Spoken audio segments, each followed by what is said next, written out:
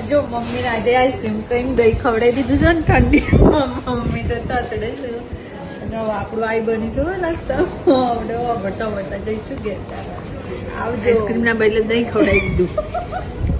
દહીં ઠંડુ વધારે હોય એટલે શરદી થઈ જવાની છે. પપ્પા તો દહીં લાગ્યું કે આઈસ્ક્રીમ લાગ્યું હે પપ્પા? આઈસ્ક્રીમ લાગે ને જો પપ્પા તમારા આઈસ્ક્રીમ લાગ્યો મમ્મીને દહીં લાગ્યું. હાય ગાઈસ, હું પ્રભા પંડ્યા અને આજે તો હું મમ્મી પપ્પાને છે ને તે ખોટું બોલીને અને આઈસ્ક્રીમ ખાવા લઈને આવી ગઈ છું. ઘેરથી એમ કીધું હતું કે આઈસ્ક્રીમ ખાવા જઈએ છે, નહીં આવી તો દહીં નીકળી જવા મમ્મી મને મારસી.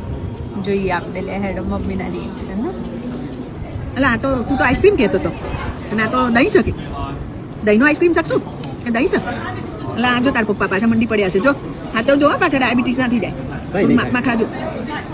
આ કે નહીં કે ઇન્ડિયા તે પછી સસ્તું પાઈને તો પછી હોસ્પિટલ નહીં મળે. જોઈએ હવે જેવો છે તાર આઈસ્ક્રીમ. દહીં છે કે આઈસ્ક્રીમ છે? છે તો સારું. હો હવે તમે સાચવજો હો, પણ બહુ ના ખાતા. અત્યારે ઓસ્ટ્રેલિયા હો આવી કકડતી ઠંડીમાં આવજો. Good night. Bye. Good night. સિયા.